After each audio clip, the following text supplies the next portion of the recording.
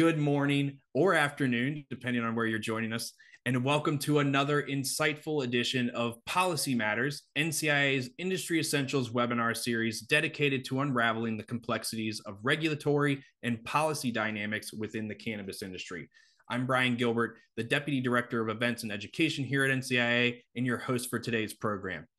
As we continue our journey through this enlightening series, we're excited to present the third installment today, where we'll have special guest Brian Hanna, Executive Director of Michigan's Cannabis Regulatory Agency. If this is your first time joining us, I think it was about split 50-50. Please do know that our Policy Matters series is a new webinar series that brings together regional regulators, industry leaders, legal experts, and policy influencers to delve into the most pressing issues facing cannabis professionals. We've dove into the Maine market as well as the Maryland marketplace. And in this episode, we're not just exploring regulations, we're delving into the people and the personalities behind these policies. Brian will share his unique pathway to leading Michigan's Cannabis Regulatory Agency, offering candid insights into his experiences and the evolution of cannabis regulation in mature markets.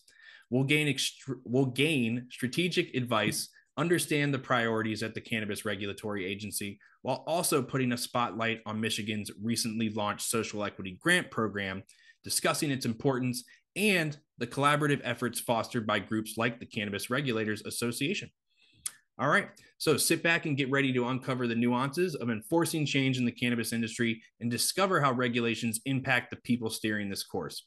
Without further ado, I'd like to welcome our distinguished co-hosts back to another edition, NCIA's policy co-chairs Khurshid Khoja and Michael Cooper, who will be driving today's conversation with Brian today. Great to see you all after the marathon in Vegas a few weeks ago, as always. So with that, I'll turn it right over to you, Khurshid and Michael, to kick off the conversation and welcome Brian to the program. Great. Thanks so much, Brian Gilbert. And welcome, Brian Hanna. Really pleased to have you with us this morning. Michigan has been one of my favorite markets since my very first hash bash in Ann Arbor. So I have fond memories of that. Would love to hear more about your background and how you landed as executive director at the Michigan Cannabis Regulatory Association. Yeah, absolutely. Thanks for having me. This is an honor. Really looking forward to this, and this is pretty cool to be here. Yeah, my background, did I ever anticipate me being in this role? No. It's just one of those things that happens. But very fortunate. I started my career, long story short, I think I became a certified police officer in the state of Michigan at the age of 21 back in, 2002. So right after September 11th. I started out as a deputy sheriff, doing my thing there. And so after a couple of years there, I got really interested in wanting to join the military. I saw a lot of, folks of our generation, fighting in the global war on terrorism. I felt that there's some additional professional development opportunities for me there too, and I want to serve my country. So age of 25, I put my law enforcement career on pause and joined the U.S. Army Reserves, went on training, and my career really took off from there. Went into military intelligence, civil affairs as well. I had one combat tour in Afghanistan. It was really, in between all that, doing law enforcement, counterterrorism, a lot of the high speed, low drag kind of things that I was doing in my late 20s. That by the time I had my Afghanistan tour, I kind of had a change of what I wanted to do with my career. It was a very kinetic combat experience. It's combat, it's war, right? And so after experiencing that, I kind of took kind of a back seat and figured out, what do I really want to do here for the rest of my career? And so I left law enforcement as sworn. I left the military. I became an analyst full time. I did some defense contract work. I worked for Michigan State Police as an intelligence analyst and manager over there. And kind of segue in how I got here. And I'd say about 2017, back when Michigan passed the Medical Marijuana Facilities Licensing Act, there was a posting for a manager position in enforcement with the first version of our Cannabis Regulatory Agency in Michigan. We changed our name a lot. We've had multiple name changes, but it continues to be the same agency. And back in 2017, what really drove me to wanting to do this and enter into the regulatory realm was not too many people get the opportunity as a leader to create something from brand new. I mean, there was nothing. It was the very beginning of an agency. I think I was hiree number 7 or 8 for the agency when I joined Andrew Brisboe, the former director of this agency. I was the very first enforcement member.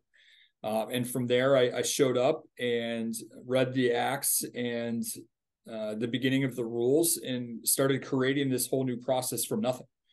How to do inspections, how to do investigations, all of that. We literally had my desk.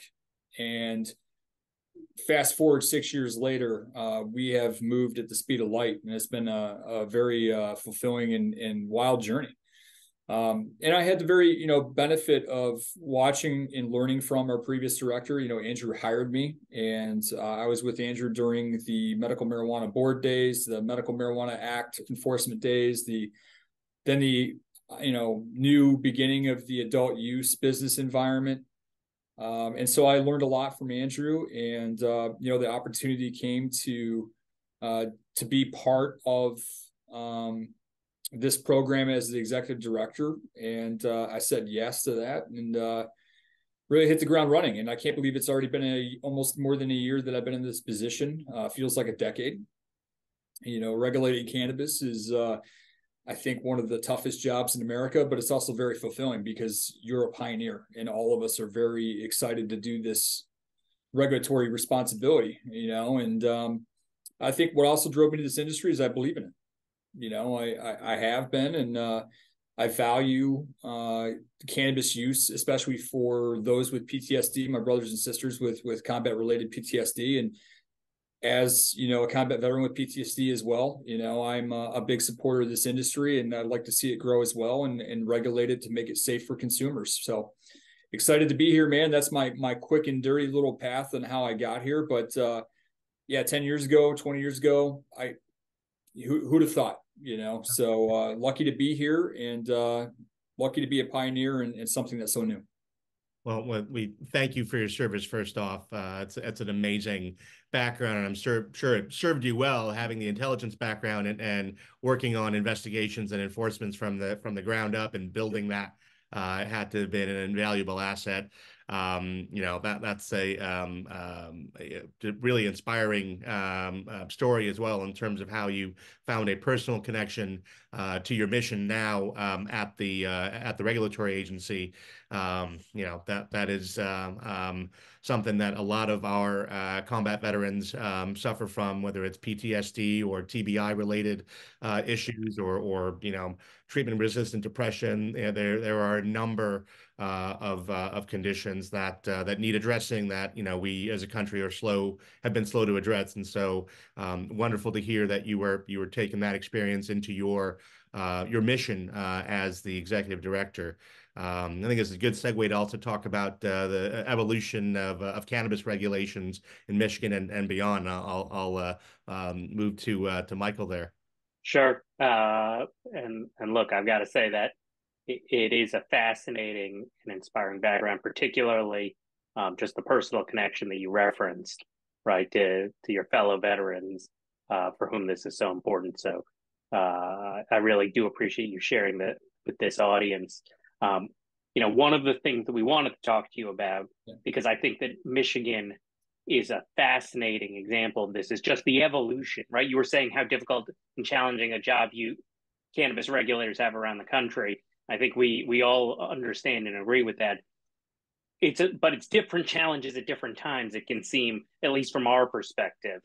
And so, you mentioned Andrew Brisboe, who launched the market, collaborated with NCIA on a number of things, was very, I think, outspoken about wanting to get a market set up, dealing with an established legacy market.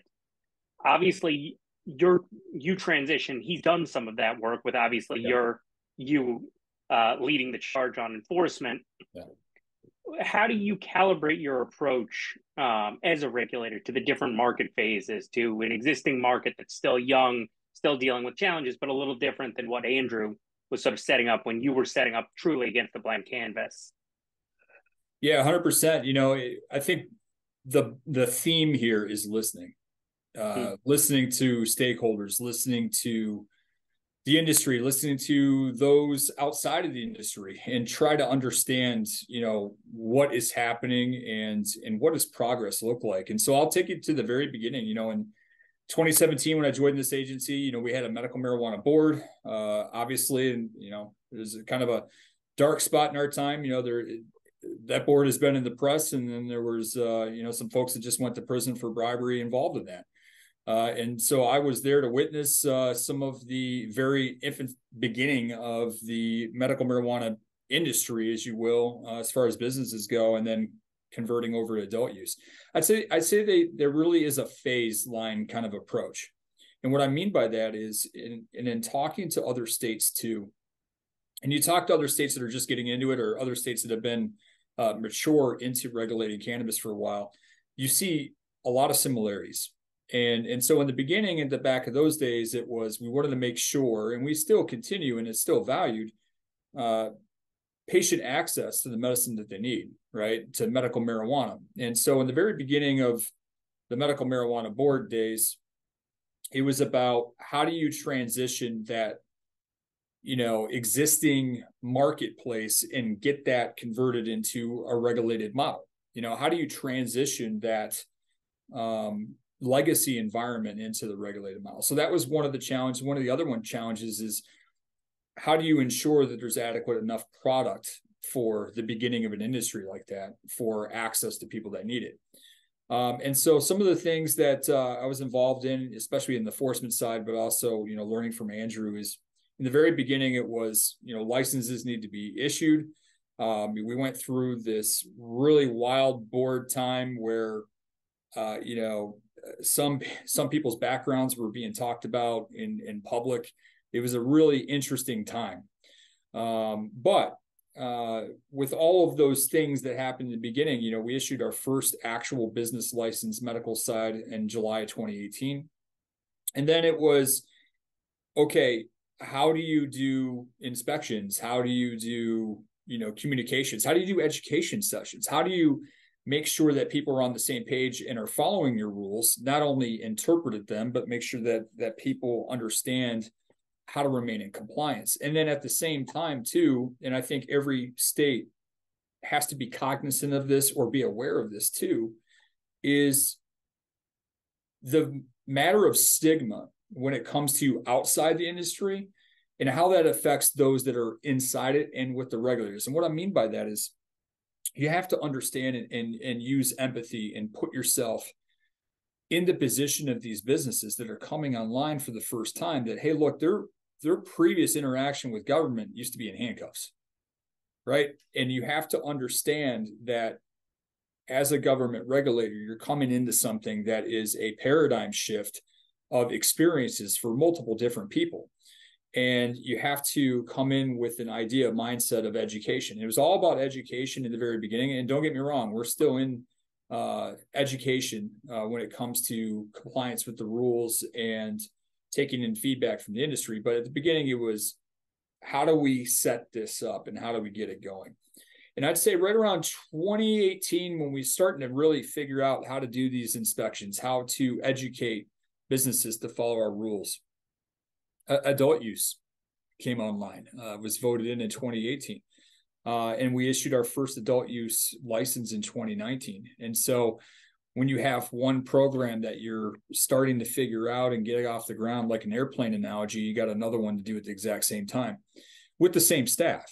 And so that was another challenge, I think, learning we continue to do, is we have, in the business environment, we have two separate acts with one rule set with nuances between both acts that our staff have to understand and be aware of. And that's challenging. And I think what helps with those challenges too is communicating with other states, learning, what works for you guys, what doesn't work, understanding that each state has different rules and laws. But there are commonalities of which that can build and move conversation pieces of how to do something in a manner that is, balanced with stakeholders. And so I say communicating with other states is a big thing. And so such a young market, the big challenge in the beginning was there was not enough product. We started to, and we're a free market system in the state of Michigan real quick. We do not have the ability to cap licenses at the state level. Those are really the gatekeepers of the municipalities in the state of Michigan. Really, the municipality holds the key as to what type or how many a type of a license can exist in that environment with their zoning. And if they qualify at the state level and they, pay their licensing fees, and they shall get that license, right? So in the beginning, it was kind of where is the product availability? And then things started to really develop and mature and change. And I started to see them in different phases. So 2018, it was, let's get people online. Let's make sure there's access to, patient access to the medicine they need. One of the things that the board and our agency did back then is we allowed caregiver cannabis, which is another one of our acts. We have a patient caregiver program through the Michigan Medical Marijuana Act, enacted in 2008. We permitted businesses to take in and sell caregiver cannabis for a certain period of time to get the program off the ground. There are challenges with that too, and tracking and traceability of what is coming in, things like that. And then it started to really shift and take off, issuing more licenses, which is why I mentioned that we can't cap at the state level. We had, and we still continue to have now, more grow licenses than we do retail licenses. But it wasn't like that in the very beginning. And then in around 2019, 2020, things started to kind of shift. We had COVID, which really affected everybody. And that was a new phase of not just cannabis, but living through a pandemic. And how do you change and keep access to something during a pandemic? We had to really think outside the box with Andrew of, starting to allow curbside delivery service, things like that, due to the pandemic. Those are originally not options in the environment. And so how do you do that? At what point can people come into the lobby? So we had to do with the COVID stage. And then during the COVID stage, sales really took off, and so did the amount of product in the industry. And then right around, I'd say 2022 time period, then I'd say the next phase became the price collapse, if you will, of the retail price per ounce or pound, whatever conversion model you want to use, in the regulated market. And if you want to look at the pulse, if you will, of the business capabilities of a market, you're going to look at, in the cannabis world, the price per ounce or price per pound, and the average retail price of that, if you will. That became the next thing. And so Andrew then announced that he was moving on, and I was offered an interim role to come in. And the next phase was enforcement, which is, how do we stop those that are bringing in materials that they shouldn't be bringing into the regulated environment, which was part of the reason why those prices started to tank. Is it true that we had, an oversupply? Absolutely. The oversupply, and it would be interesting to see the studies in the future, is how much of that oversupply was affected by the number of grows and plants being grown versus people bringing in things that they should not be bringing in from other states.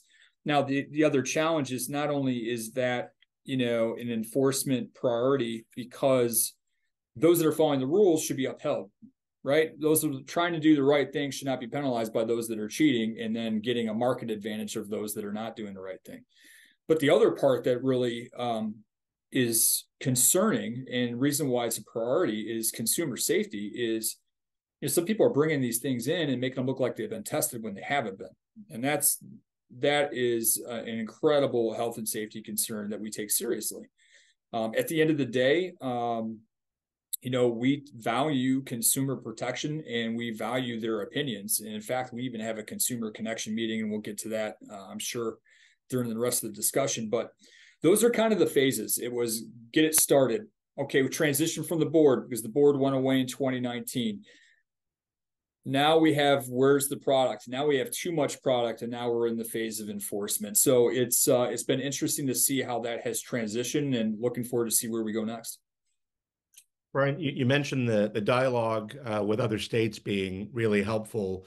Were there specific lessons, pardon me, were there specific lessons that you drew from other cannabis markets that informed your approach in Michigan? And were there, as you were kind of evolving policy in Michigan, were there key metrics or milestones that showed up in your own work that you would now recommend to colleagues in other markets to evaluate, the maturity of their market and what they need?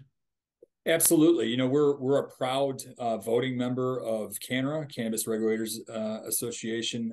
Love that organization. I not only do I like it for the ability for us to share information real time, we are on a bulletin board system where we are communicating every single day, which is really cool.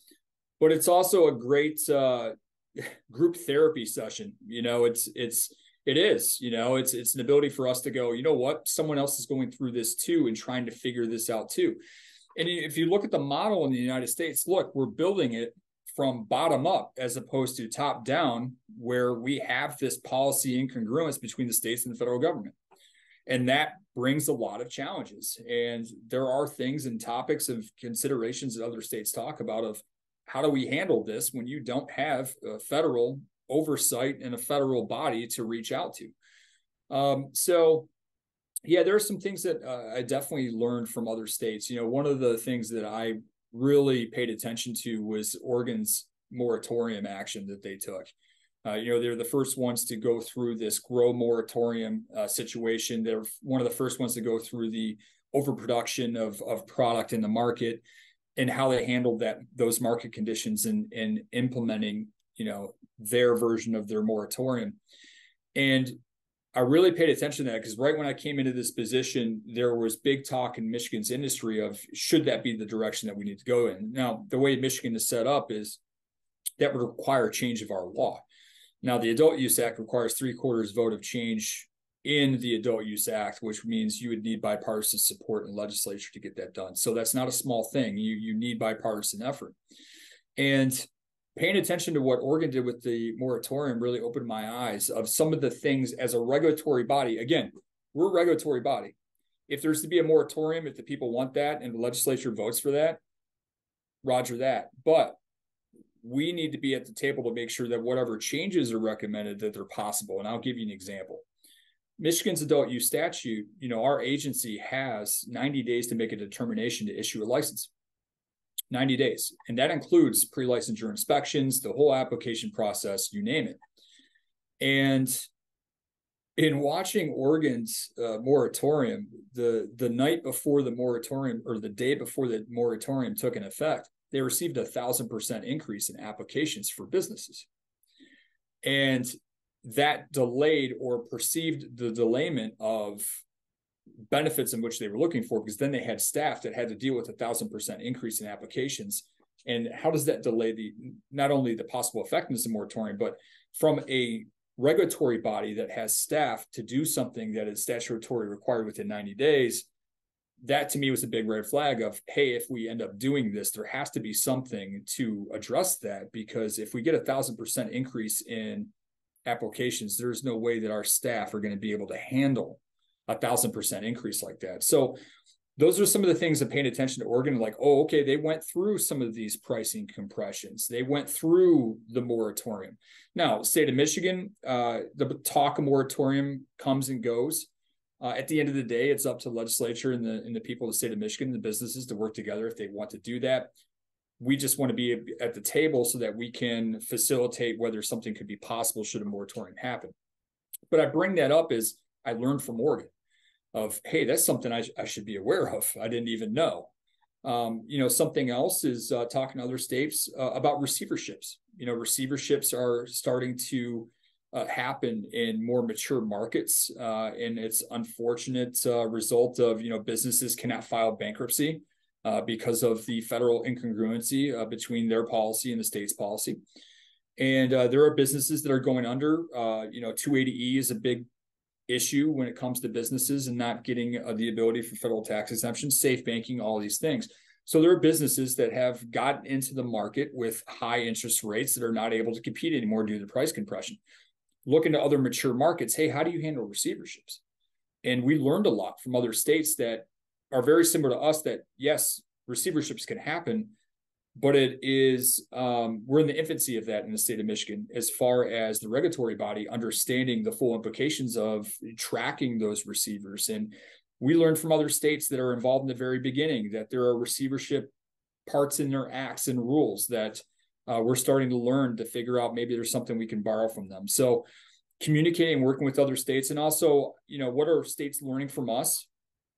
They're learning about a lot of things. We'll get questions, comments about anything from, hey, how do you guys handle something that is so, routine as handling licensing, to how do you handle complex enforcement investigations, which is one of our priorities right now, which is finding those that are bringing in the illicit materials and get them out of the industry. And so it's that open dialogue. We're very lucky to be part of that organization. The executive director, Jillian, is amazing. We are so lucky to be part of that group. But again, not only is it great for sharing information, but it's also great to remind us that we're all figuring this out together. We're all going through this together.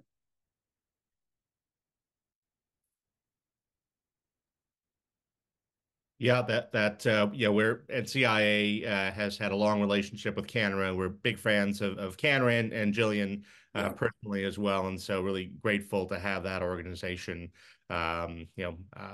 available to regulators to have that open dialogue and to really help develop the market and get to a uniform place at some point, right? Yeah. In the absence of federal regulation. Right. If we could turn to Michigan's social equity program. Sure. Recently, you launched the social equity grant program to support existing businesses in Michigan. Sure. Could you talk a bit about the catalyst for this program in particular, and kind of how it differs or complements the first gen social equity licensing programs? Absolutely. I'll start from the beginning. So in the medical marijuana side of the Facilities Licensing Act, there really isn't anything in there about social equity. Now, on the adult use side, in the Adult Use Act that was enacted in 2018, there's one sentence.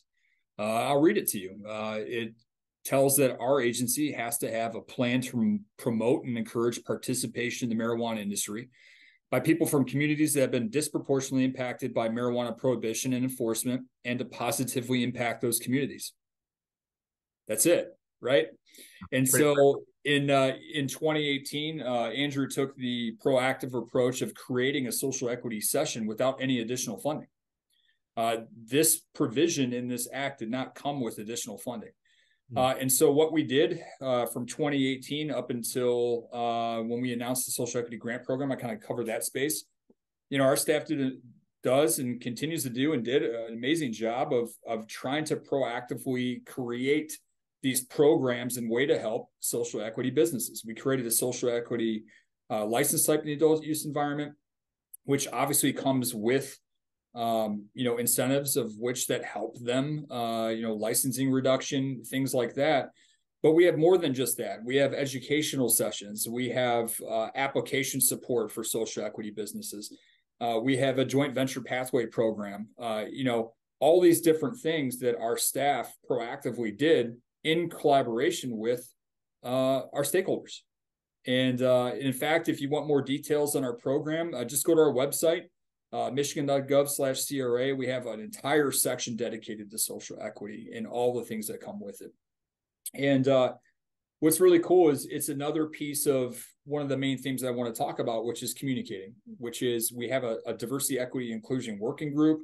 We communicate with stakeholders and licensees. What are programs in which ways that we can help licensees, social equity licensees, and their communities and their staff? How can we move these things forward? And, we became very fortunate this past year, over 2023, and now in this year's budget in FY24, we now have funds dedicated to the social equity program. We got $1 million.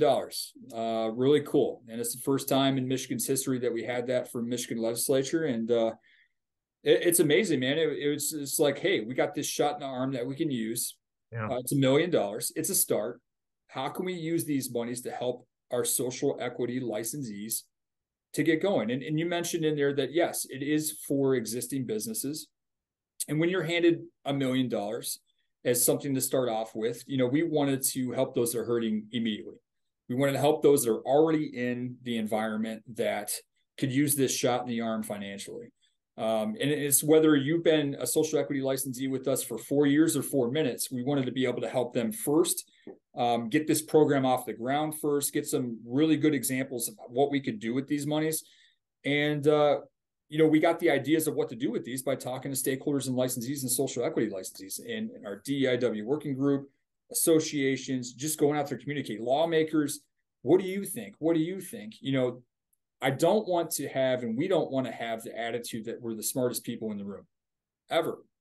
You're just going to fail. You have to go out and communicate and get good ideas from people to effectuate something that is so new and so cool for our social equity licensees. So, what we came up with is a social equity grant program.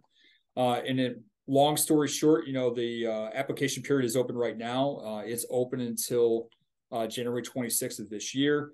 We're putting out education sessions about it. We're sending out reminder emails. I'm putting things on LinkedIn. We want to get the message out there as much as possible to our social equity licensees that, hey, you are eligible for this. Here's how that you can apply for these things. And so really quick, short gist of it, the program is really 3 things. You can do 3 things with these monies. The funds can be spent on employee education, maybe used for employee of the entity to take one or more courses relevant to the entity's business at an accredited institution, which is really cool.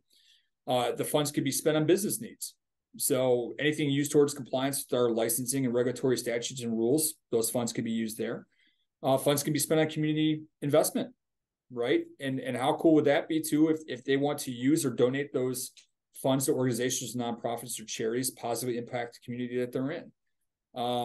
And we want to take those good examples and show what people can do with this financial shot in the arm, and hopefully be a great example of maybe better things to come in the future for our social equity licensees and our program itself. And so we're really excited about that. Again, the application time period ends January 26th. We're going to continue to keep putting information out there about our first actual grant program. We're excited to launch off the ground. And so the example is, the more licensees, the distribution is going to be given out equally. And so how do we also come up with that?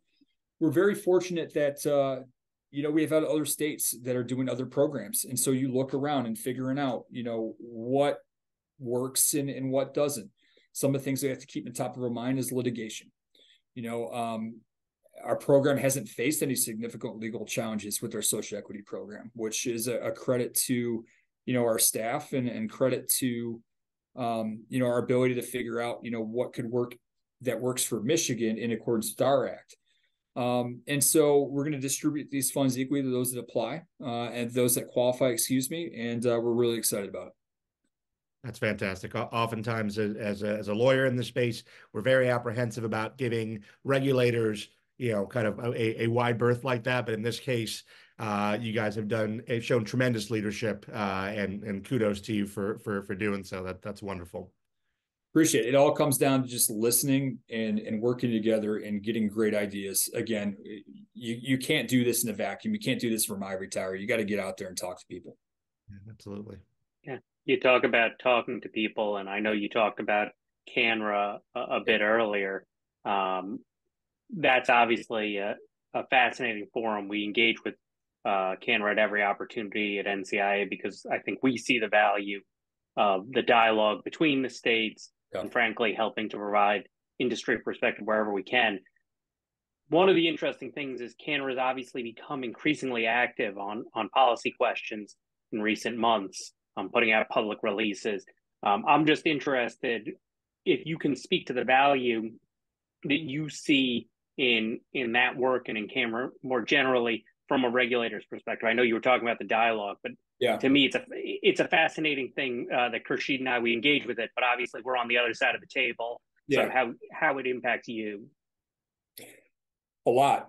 It's a huge help, again, because we don't have that federal guidance. We don't have that federal support like you would in any other regulatory agency or anything else. That top-down approach, CANNRA is filling in that gap. But it's invaluable in a couple different ways. Those policy outreaches that we have, it gives each state the opportunity to say, hey, what's happening in your state and what's happening in your state, and how does this federal lack thereof policy or current federal policy affecting what's happening in your state. I'll give you an example. Safe banking, safer banking, safe banking, it continues to change different name site, but the concept really is the same. And how important is that? And CANNRA's letter of urging the federal government to do something about that is an invaluable resource. And we really appreciate the policy directions and the policy questions from CANNRA, to work on issues like that. And it also gave us the opportunity to say, hey, look, this is affecting Michigan like this. One of the main things and there's so many different reasons why we should have safer banking, but the crime that's happening to the marijuana industry, it's scary, and we want people to be safe. We know that there's crime in any industry, but to be targeted because you're a cash heavy business and you don't have access to what other businesses have, it's important that change needs to happen. And we're proud to be part of that call for policy changes at the federal level. And that's just an example of how CANNRA can really push things like that. The breaking ins and the robberies. I mean, we want people to be safe. I mean, this is, it's something that happens in regulated cannabis throughout the entire United States. And it's a common theme. And hopefully those at the federal level are listening. But to have CANNRA be that voice of that desire for policy changes is invaluable, in my opinion. Brian, you rightly point to the public safety issue around not having access to banking as a common challenge for the industry regulators. Curious if there are other common challenges and goals that regulators across different states share that you've learned since being a member of CANNRA. Yeah, absolutely. Thank you. Some of the other ones, hemp-derived products is a big deal. Watching what's happening with other states in litigation that try to do a state approach. The gaps in the 2018 Farm Bill have definitely created a system in which states are scrambling, trying to figure out policy direction that, frankly, is a gap at the federal level. And then you have all these non-tested new chemicals popping up all over the place that are not only competing with the cannabis environment, but what are the health risks associated to some of these things? That is concerning. Having CANNRA as that policy body to help us figure out how you handle something at the state level that impacts all of us is also invaluable. Those are one of the big policy things. If you want to talk about the top two, it's safer banking, it's definitely hemp-derived products, and the new chemicals that are popping out of nowhere from laboratories of we don't even know what their effects on the human body are, let alone access to children, labeling requirements, testing requirements that are not on par, trying to figure out how each state handles that. It gives us an advantage being a part of CANNRA member to really understand how that happens in other states too. So that's an important policy thing too. And then also, it's a great speaking point. And I know that you all have thought about it, and a lot of people have been talking about it since August, is what are the possible implications of moving cannabis to Schedule 3? And everybody knows, I wish I was psychic, roll some dice, see what happens here. But it's interesting to talk about what the possible implications are with that too. Well, that was the significant subject of our prior Policy Matters discussion. So we always appreciate when our guests pick up the through line. Yeah. But I think something that we wanted to double back on, because it is obviously this is a trade association of industry folks. Sure. One of the most interesting topics is enforcement. You are perhaps one of the most interesting people to speak to on the regulator side around the country because of your background, and because of the phase that your market is in. Obviously, you're trying to balance enforcement with fostering a supportive environment for these businesses, dealing with the challenges, the competitive challenges you were just talking about, whether it's the hemp-derived cannabinoid products, the illicit market. But if you can shed light on some current enforcement priorities for the CRA, and frankly, I'm sure a number of us got the press release in our inbox this morning about the significant enforcement activity that you all undertook. So priorities and how that's playing out in reality, how you see it, I think is really helpful for folks on the industry side. You got it. Yeah, it's in layman's terms, it's like a scale of egregiousness. The most egregious stuff has to be handled with the utmost efficiency and attention that it deserves. And when I mean egregiousness, I mean anything that jeopardizes the health and safety of the consumer and the general public. That's important to us. And like I mentioned, we have a regular conversation with a consumer connection group that regularly talks to us as consumers to say, hey, here are things that concern us. Like I said, when I got in here in September of 2022, one of the big things is, hey, at the time, it was a rumor of businesses are bringing in illicit materials and inverting them into the regulated market, and they're not being tested. You need to do something about it. We confirmed those rumors relatively quickly. And we're continued to prioritize that because at the end of the day, we want safe product for the consumers. One of the other enforcement efforts that we're looking at is the lab shopping. The lab shopping happens across the United States. It's not a Michigan issue only. It's a United States issue. We understand that there are laboratories that want to put out certain results for those that their customers expect certain results. And in ways that we're looking to combat that, yes, we are in litigation. I cannot talk about that piece, but what I can talk about is if you are regulating cannabis in the United States, you're in one or two buckets. You either have a reference laboratory or you want one. And we're lucky that we're about to have one. We're about to build one on the other side of these walls here pretty soon. When COVID hit, we had this brand new building. Our staff were here, and then we sent them home, and people work remotely. And actually, believe it or not, our productivity jumped through the roof, and we're continuing to foster that. But we realized, well, we've got this space. Let's utilize some space, save taxpayer money. Let's build a lab right in a space that people are not sitting in anymore. So we're ahead of schedule. Our blueprints are almost done. Believe it or not, we're down to the nitty gritty of what electrical outlets do we need per different type of lab machine, which we're really excited about. But we want to utilize that for a lot of things. One, facilitate our investigations into, illicit materials. Right now, it takes us about 45 days to do an investigation of whether something is illicit or not, because we need that stuff tested. And right now, we're relying on licensed laboratories to help us in investigations on other licensees, right? So there's an efficiency issue there. And so we want to be able to use that laboratory to send our staff out and go out and test these things and really turn around those investigations, stamp out the illicit things happening in a regulated market, protect consumer safety. The second thing we want to do is when we use that laboratory is a checks and balances on the laboratories that say they're doing one thing. We want to make sure they're doing that one thing. They say they're testing in a certain way. We want to validate and make sure they're doing that. We want to do round robin style of collecting of materials and test those. And then the desired focus is, the desired end state, if you will, is standardization of testing methods. And are we there yet in the United States? No, we're not. Do we hope to use this as a potential launching point, coordinating with CANNRA and other regulatory agencies that have reference laboratories to come up with those methods and work with the licensees to have those standardization of methods? That's our desired end state. And if you use that point one of, helping out with investigations, point two of really testing and doing blind proficiency tests as the labs with this reference laboratory, I think we can get to objective 3.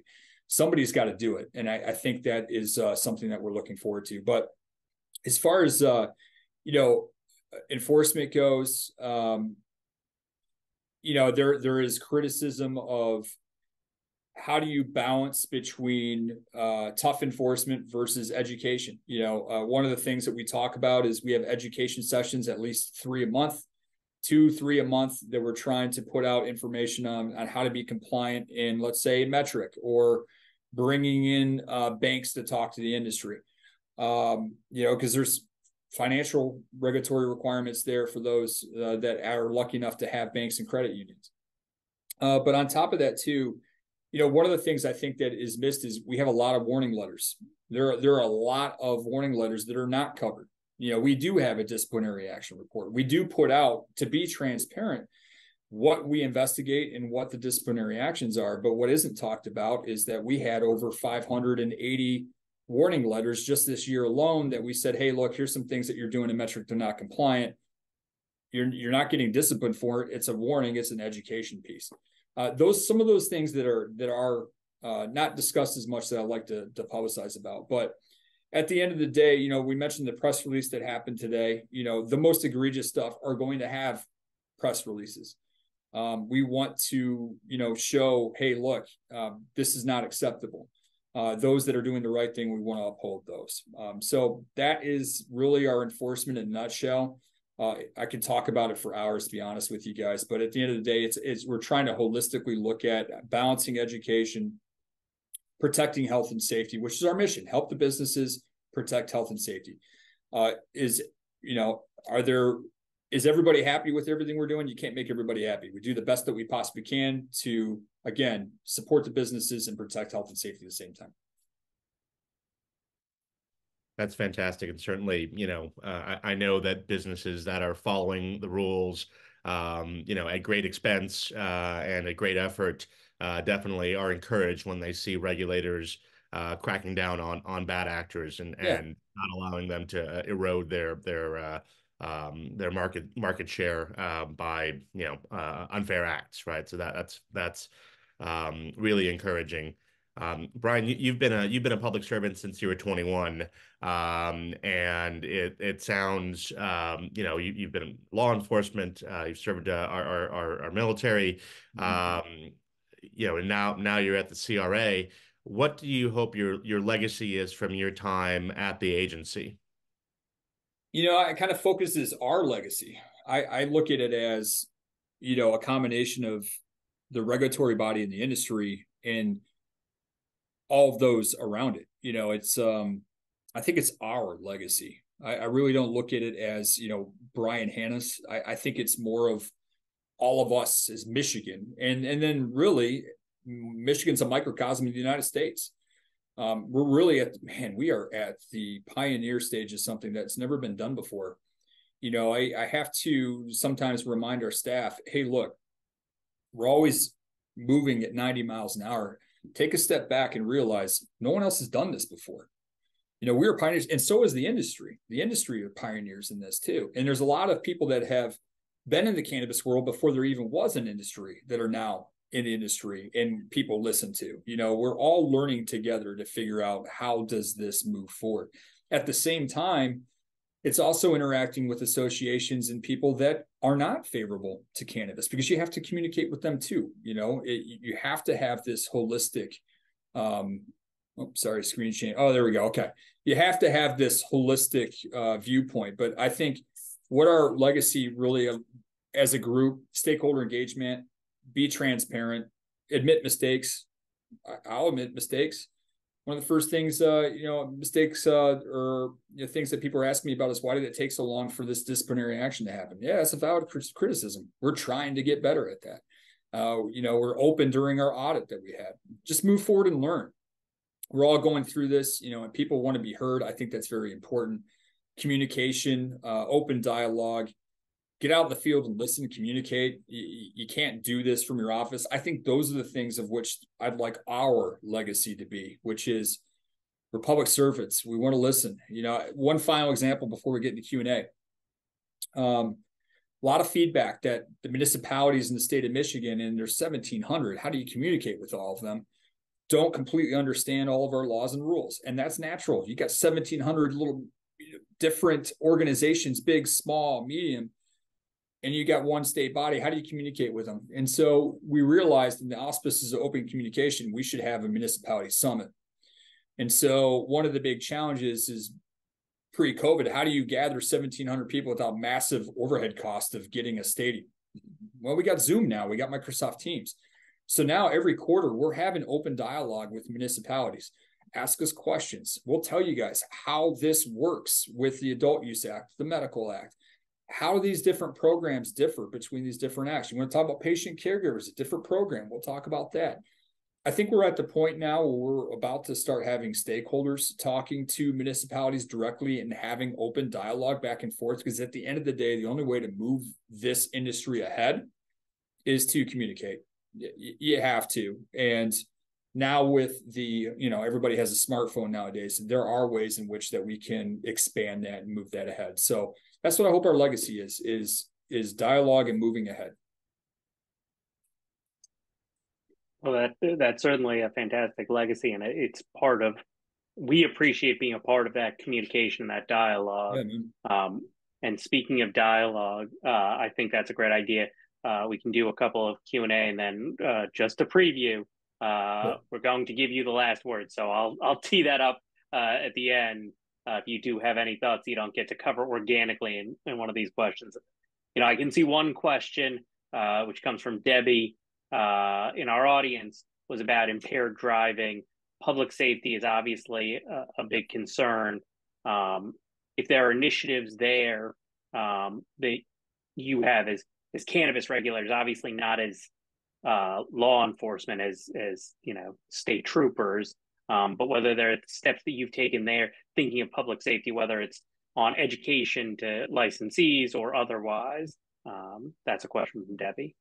Yeah, it's a really good question. And again, we regulate the businesses, but that doesn't necessarily mean that we shouldn't be part of those bigger conversations, because they need to happen. I think one of the other things I've noticed is, in each state can be different of organization, because one state will have, law enforcement with them. One state will have, be a part of a larger health and human services agency. And then you have us, that's our autonomous agency that's affiliated with licensing and regulatory affairs. But my point to that is, you have to be able to communicate with those other auspices and other things that are outside of our agency. And what I mean by that is, I'll give you an example. Other organizations will be like, it's cannabis, send it to CRA. And it may not necessarily be our regulatory responsibility. However, we have to be able to facilitate those communications. And what I mean by that is we facilitate grants, county grants, $3 million worth each year. And there are county programs of which that we facilitate and review these grant proposals. Those monies then can be spent towards education, impaired driving. If you're driving through Michigan, you're going to see a couple things. One, you're going to see alcohol advertisements on billboards. Two, you're going to see cannabis advertisement on billboards. And then you're going to see the National Highway Traffic Safety Association billboards saying you should not drive under the impairment of alcohol or cannabis at the same time. My point to that is, there are funds of which that are available to institutions that want to spread educational information about impaired driving. If you want to look at Original Medical Marijuana Act, Facilities Licensing Act, in 2016, there was a specific provision in there that had Michigan State Police actually do an impaired driving assessment for cannabis. At the end of the day, it's sharing information and studies. I think if you want to talk about, the reclassification of cannabis, I think one of the exciting things that I think less scary implications of that is the potential ability of more studies to come out and facilitating those studies. We stand ready to have those studies and communicate with those folks that want to talk about those. Believe it or not only do I talk to industry, but gosh, last month I was at a conference for public health safety folks that, to their credit, are not big fans of the industry. But I went there as a representative of the regulatory body to say, let's have an open dialogue and discussion to figure out how do we meet in the middle ground, address your concerns, and how do we talk about these potentialities for grant monies for education. So that's how we're handling that. It is kind of a big, concept. But sometimes you have to be able to have those difficult conversations, even though it might not be in your regulatory wheelhouse. So coming back to the lab discussion, you mentioned that you guys are building a reference lab right next door, which is great and should help with things like potency, inflation, and other, non-transparent practices that are happening now that are to the detriment of the regulated market.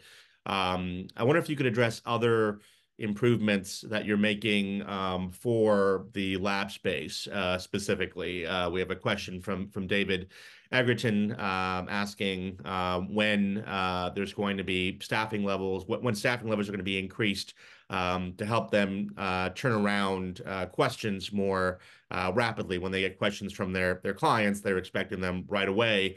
And if there's if they're waiting on the staff at the CRA to respond to them, that can drag that answer. So are there staffing increases on the horizon?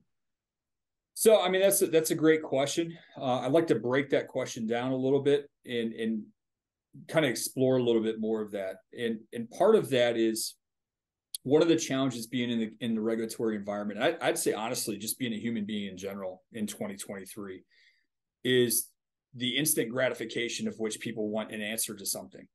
And look at the news, for example, the news, right? It's an interesting switch from growing up in the 80s to you get the special report that you're going to get the most accurate information right away versus now it's, I want the fastest. You have to balance efficiency and accuracy. Do we want to get the answers out there as fast as possible? Absolutely, but they have to be accurate. They have to be accurate. And some of these questions are really complex. Another example, our scientists handle on our end beverage evaluations for beverages, and beverages is a market which is seemingly taking off in the cannabis industry. Guys, I'll tell you, to get that off the ground was no small feat.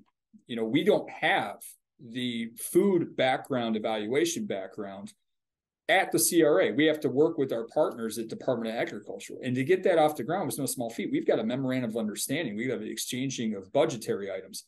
We have 4 full-time employees to move that. But on top of that, you may have the budget and the people, but you have to create the process map to make sure that it's being done efficiently and who's doing what. All of those things we're doing as we're flying the plane. I appreciate the patience. My recommendation there to David is, barring specific examples, if there's something that's taking a while, feel free to ping back and elevate. It's not being done because you're being ignored on purpose. I'll tell you that on purpose. And it may not necessarily be a staffing level issue. It may be a complexity of answer question. Some of these questions of which that we have to consult with our attorneys because we're in litigation, which is also, by the way, in the lab space. So that is something to think about as well. Are we hiring more staff? Well, once we get this lab up and running, we're going to have 5 employees over that. If we take any of our staff from our current science staff into that lab, we're going to have to backfill those positions. But, it's a general response to a general question. We do value customer service, but it's also important to get it right. And sometimes to get it right, you have to evaluate and make sure that you get the answer right. And sometimes we're dealing with questions that have never been dealt with before. And that's a challenge too. So I would say if you have a specific scenario in which that you're not getting response, feel free to elevate that and we'll get back with you as soon as possible. That's super helpful. And I'll just add, I think it in some ways folds back to the beginning of our conversation, because so much of this is because this is new. There is not decades of trade practice where an analyst can just say, oh, we've answered this question before. To me, that's what's fascinating about this and why I know Khurshid and I and the entire leadership at NCIA are so appreciative of you and your colleagues across the country for having this dialogue with industry, because we're all building this plane together. Yeah. And so super appreciative of your time, your openness. Obviously, you speak to folks around the Michigan market all the time. You are tireless in doing that. And it doesn't go without notice from the industry. But at the same time, you have this audience, particularly people who may be watching this later when we release the recording. Yeah. Our audience tends to be industry, regulators, sometimes looking, I think, for answers on some of these questions.